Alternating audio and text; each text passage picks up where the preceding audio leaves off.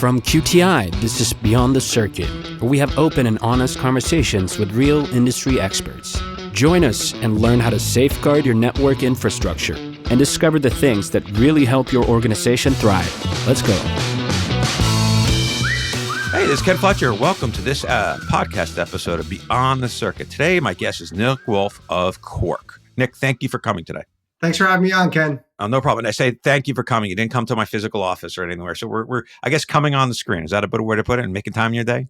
Traffic wasn't that bad at all today. Oh, okay. Hope you didn't step on one of your toys you have in the background. That's good. So I just, by the way, I just remember there's a movie called 40-Year-Old Virgin. Have you seen that yet? I have. Yeah, so hopefully that your wife doesn't make you take one of your own boxed up originals and sell them, right? She's bought me half this stuff. That's great. Yeah, my wife has just bought me misery. I'm kidding. After 21 years, I get to say that. So my wife's a good woman. Do you want her? No. Anyway, so I know Nick got a lot of experience. What's really great about Nick is he's actually, a certain way always been around the IT insurance, and why I make that, and you'll understand this in a second. Work for one of the biggest and baddest, I'd like to say, backup companies to MSPs called Datto. And why is it backup company insurance? Because backup is insurance, right? Every time you make a copy of something for safekeeping, in case the rainy day comes, that's kind of an insurance. And, I know Data got sold off to the big bad, as people say, Kaseya, who makes you sign 3 years contracts. The only way to get out of it is to be a member of the C order that I don't know, whatever John Travolta's a part of. I'm trying to remember the name. No, but in all honesty, they got bought by Kaseya, and now Nick went off with some of the original founders of Datto to kind of continue the insurance thing by offering actually cyber warranties. And the point is that, as I say with everybody, the point is not to sit there and talk about how great some companies, just talk about the industry. So again, Nick, thank you for coming today. Happy to have this conversation. I appreciate it. So like everybody, we're big. We've had a cyber insurance company on, but the one thing people may not always understand the importance of insurance, right? Because you could probably go, do you know what I heard the cyber insurance payout is just terrible for the insurance providers, right? They're almost becoming like the southern Florida or southern states insurance companies that they're just, they're paying out, an unexpected storm happens and they don't want to pay that out anymore because they're just, $3 billion is going to bankrupt them and whatnot. So do you know what kind of the payout ratio is? I heard it's 1.25. So based on our experience, what we've been typically seeing is that, cyber insurance gets denied about 1/3 of the time. Usually in order to get a cyber insurance policy, typically a lengthy security questionnaire needs to be filled out. It could be many, many pages long. It could be daunting. And there could be a lot of gray area in that questionnaire where it's like, yeah, my client kind of does this, but they also kind of don't. And that's what, unfortunately, cyber insurance carriers use as their out. They'll go back to the client and say, hey, you told us MFA was turned on, but in reality, MFA was turned off. As a result, we're not paying you out here. And it's also scary for MSPs themselves. Going back to your Florida analogy for, home insurance, there's some home insurance providers that you live in Florida, you're not getting an insurance policy, period. It doesn't matter what the premium is. They're just not giving you a policy whatsoever. And we're seeing the same thing in cyber insurance for the MSP space. We're seeing that some MSPs, regardless of the money, they can't get a cyber insurance policy because managed service providers are considered high risk, especially with the recent RMM attacks, whether it's the Kaseya breach or the SolarWinds breach a couple years ago.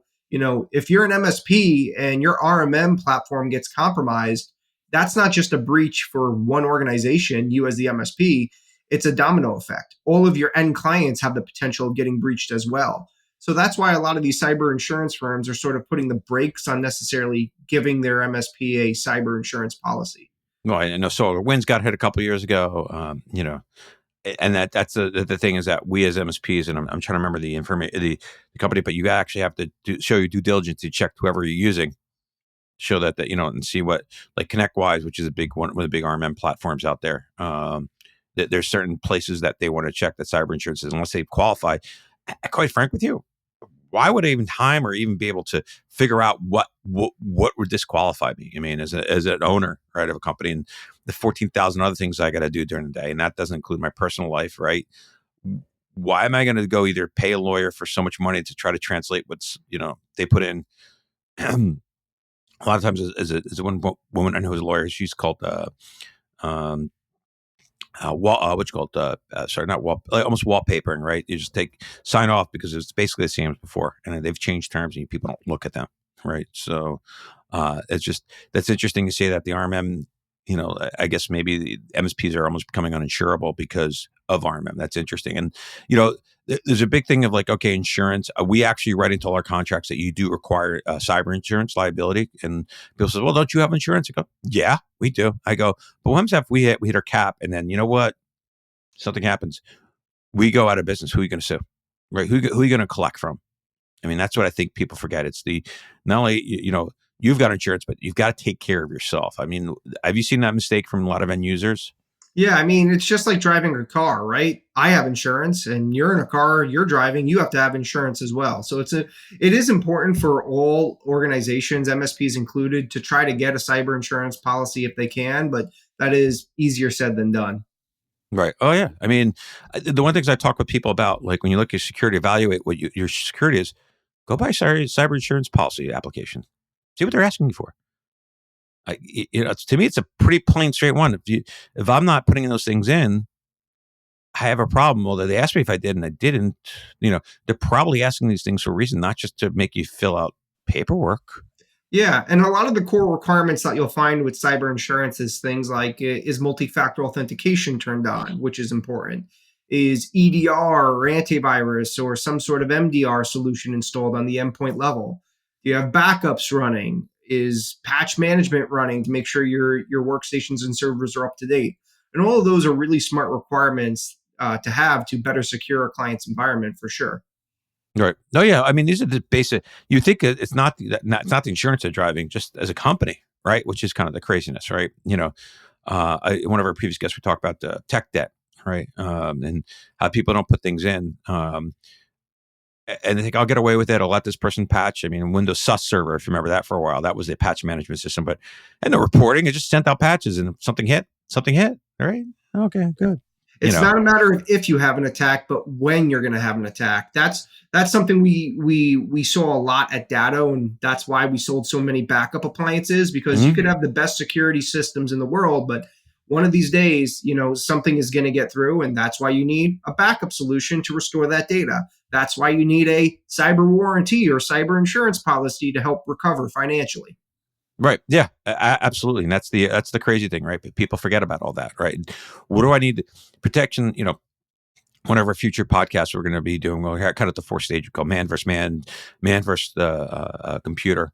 And there's two more stages, but the last stage is your warranty, right? You put all the protections, your firewall, so hopefully bot doesn't break in, or then you get uh, someone just figures out, let me click a button. It's not necessarily which, and I can tell you, I've always told the story before. We had a client that had back then Symantec, which was the big AV provider. Thank you, Broadcom, for taking competition out.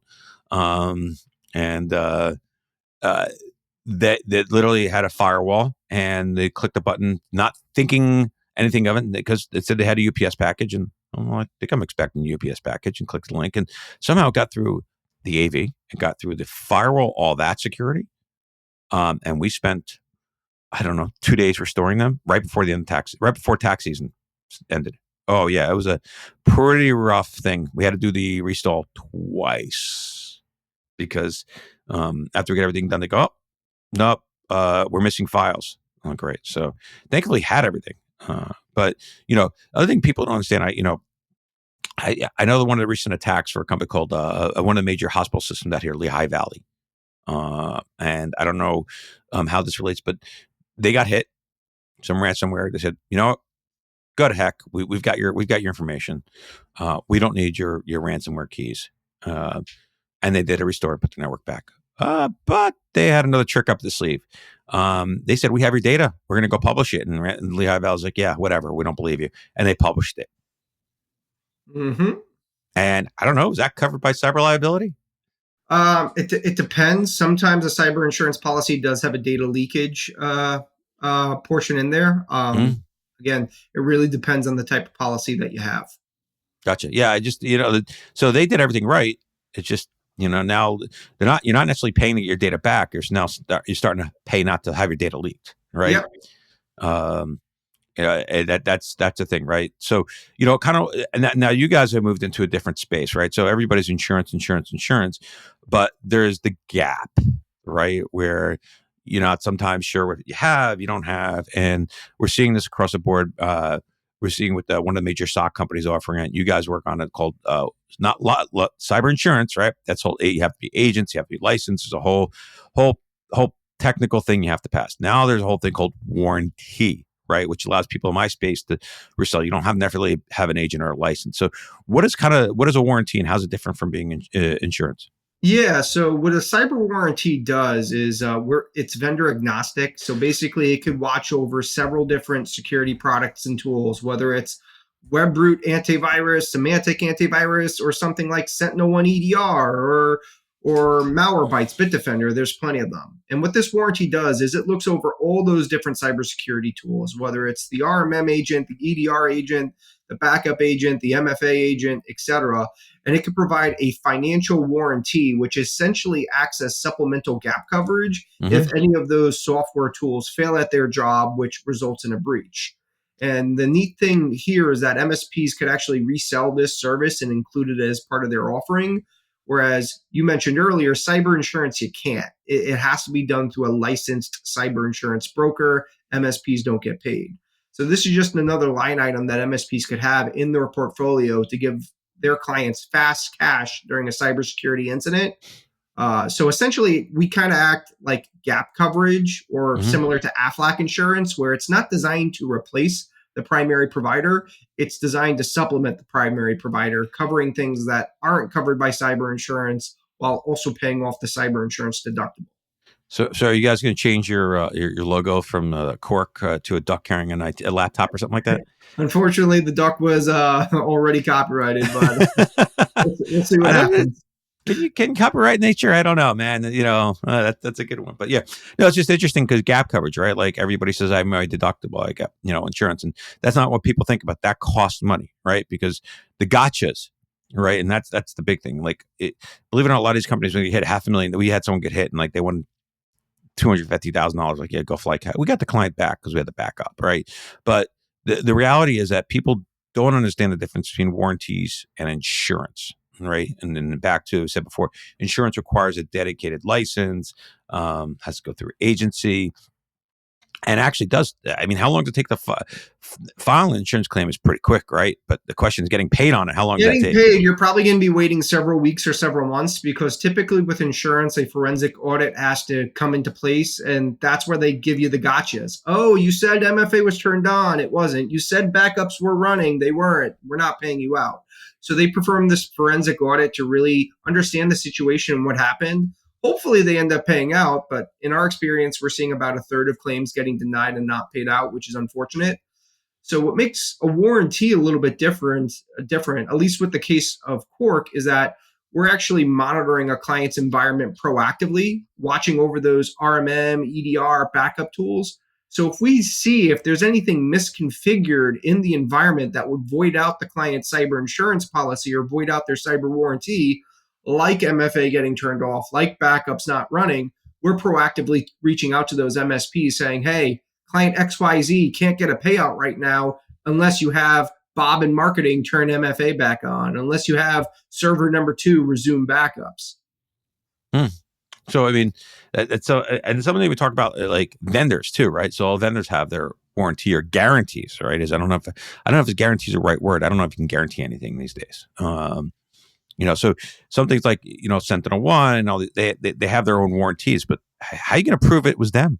How are you going to prove it was that they were the sole core cause of your issue? Like how somebody got through? Yeah, that's where you have to really read into the paperwork, which ultimately nobody does. There's some vendors out there that offer their own warranty, cyber warranty, but it's only for their product. Like Sentinel-1 is a good example. They've had a cyber warranty for many, many years. I think it's $1 million cyber warranty, but the fine print there is that it's $1 million warranty, but it's capped at $1,000 per endpoint. So if you get hit with a $1 million attack and you only have 5 devices, your maximum claim there is only $5,000 because it's $1,000 per device. So, back to you mentioned that. So I don't know if you heard the whole, everybody knows. And fortunately with this podcast, it's not produced within the hour of something happening, but, or not produced, excuse me, posted. But, everybody knows what happened with CrowdStrike over the summer. Yep. And that, everybody else was like, yeah, we know we're capped and that they have their insurance policy, but Delta wanted $500 million. Yeah, I'm watching that. I'm watching that closely. I'm curious to see how that pays out. I would predict that cyber insurance is not going to pay out there because, again, it wasn't a cyber attack, right? Mm-hmm. The bad guys didn't breach Delta. The bad guys didn't breach CrowdStrike. It was just a software issue, right? Like, can I sue Google or Facebook if they suffer an outage and I can't log into my Google account or Facebook account for a period of time? Probably not. So, obviously Delta's on a much bigger scale, but it's not a cyber incident. So in those examples, if it's just a software glitch, cyber insurance and cyber warranties typically won't pay out. I am following that, lawsuit quite carefully though. Yeah, that's again, that's that's the other thing too, is people have to understand both either warranty or insurance, right? Like the scenario, they have to really understand the scenarios. I joke around, married for a number of years, and my wife gets always frustrated with me when I tell her things multiple times. It's not that I forgot what I told her, right? I just want to make sure we're clear, right? Because when something happens, that I had made my statement, right? So sometimes I think about putting it in text and making sure she responds with a smile or a frowning emoji, right, to show that she read it. But that's, I think, the big thing, right? That people don't understand. You have to be cognizant of. Insurance covers only certain things. Same thing with warranties. So we talked about, warranty. I mean, that's whether or not Delta's able to get off, and CrowdStrike blames a little bit of Microsoft, and then I think it's all related to Windows 10 machines. And, there remains to be seen, what's at fault. Who are you going to yell at, right? Microsoft or CrowdStrike? But what are some of the things what are things that people think, oh, it should be covered under an insurance policy warranty, but really aren't? I mean, what are some of the things you've seen? Yeah. So typically with cyber insurance, we've seen that it's not going to cover things like wire transfer fraud attacks, Mm-hmm. email gift card scams, phishing attacks, SMS-based attacks, all of which are covered by a cyber warranty, at least the ones through Cork.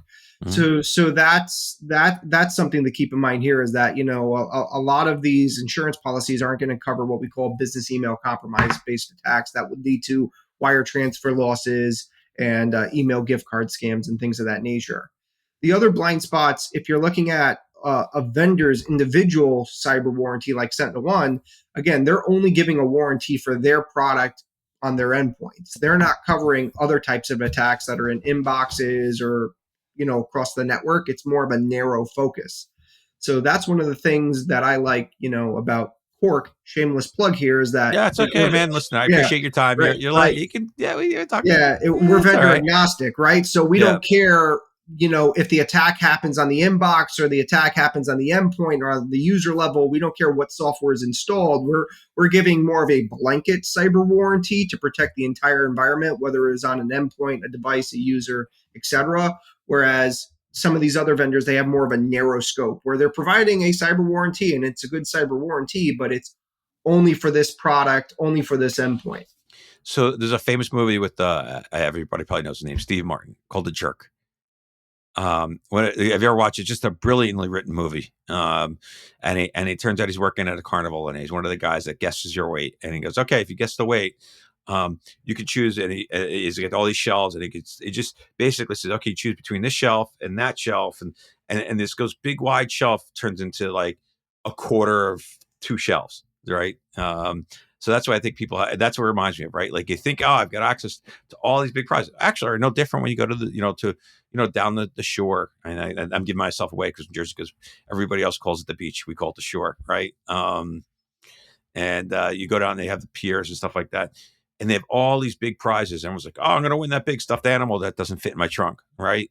And it turns out, you're only eligible if only a certain amount of people play to get, the thing that could barely hang off your keychain. Yep. So there's not a big windfall.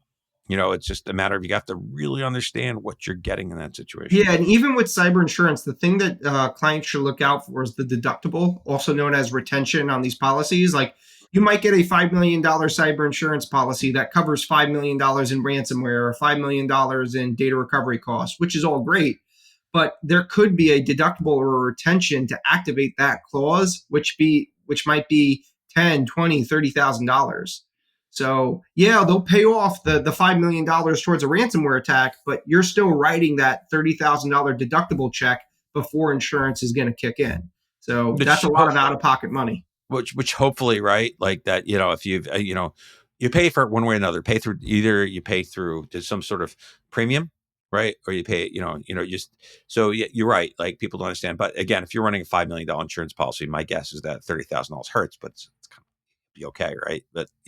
But again, back to how long is it going to get paid out? Weeks, months, a year? You don't know, and you're back and forth, and you need some sort of gap. I mean, I guess that the big thing is gap coverage, right? You really start. That's where you guys are no different than Especially for a small business. According to studies, most small businesses only have around 2 weeks or less of operating income cash available.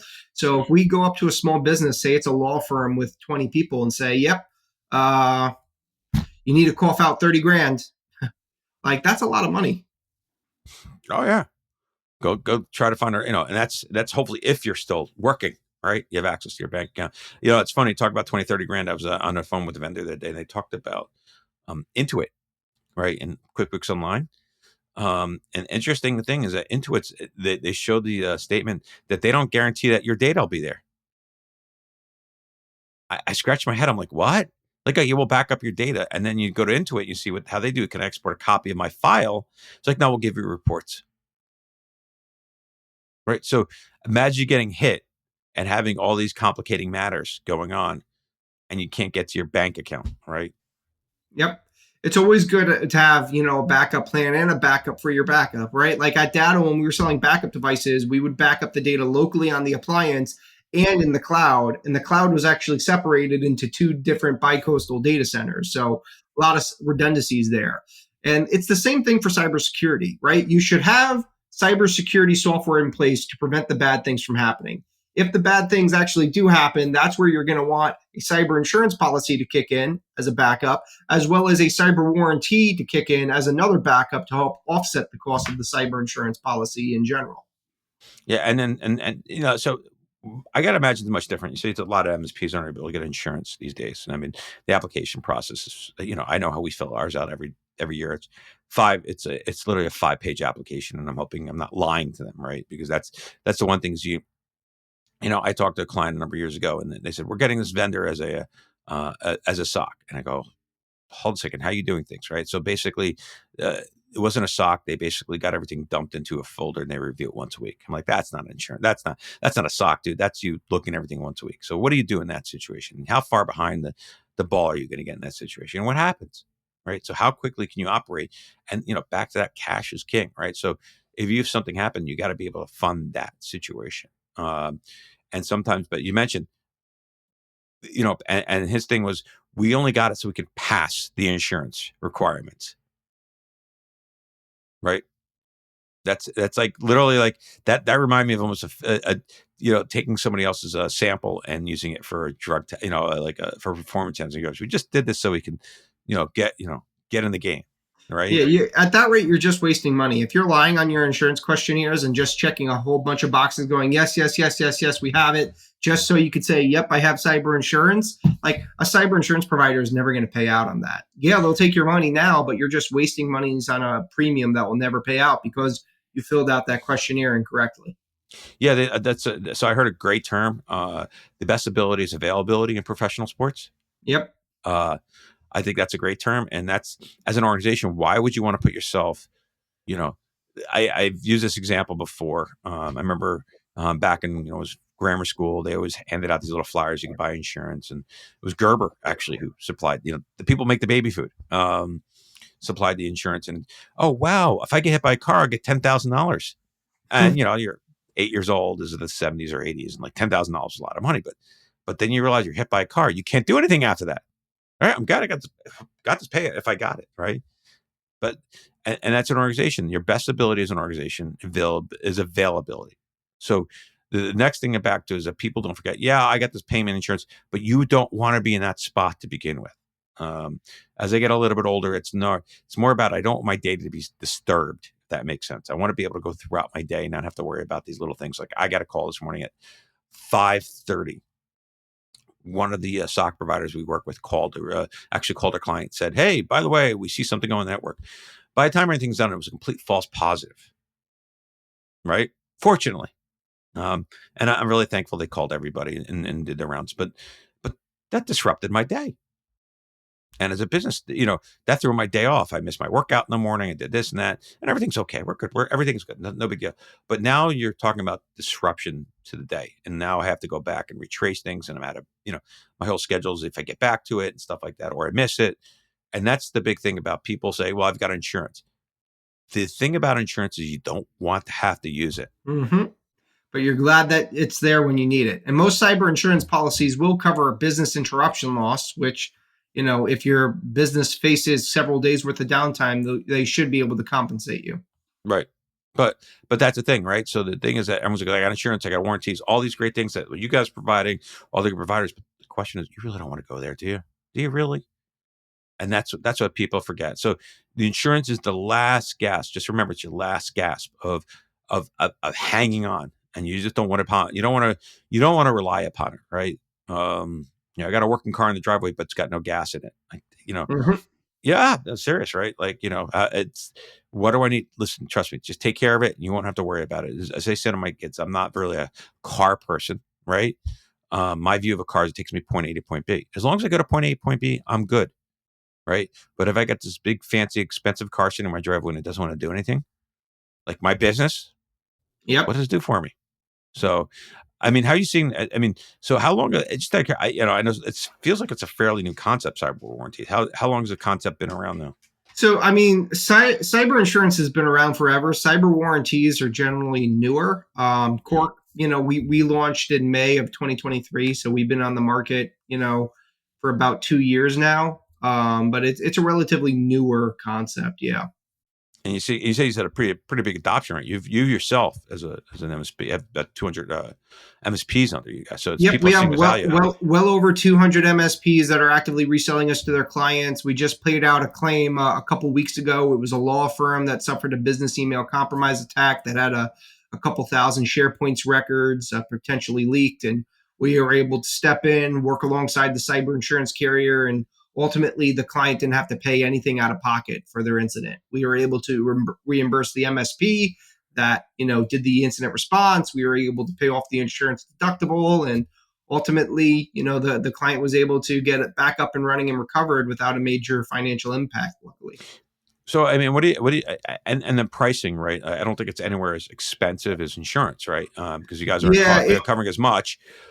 So, Yeah, I mean, in general, the cyber warranty, at least the one through Cork, is typically about 1/10 of the cost of a cyber insurance policy. So it's really targeting small businesses.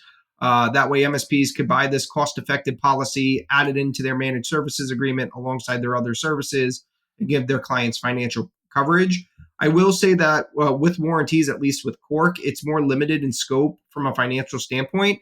For example, we only pay out up to $500,000, whereas you could get a cyber insurance policy in the tens of millions of dollars.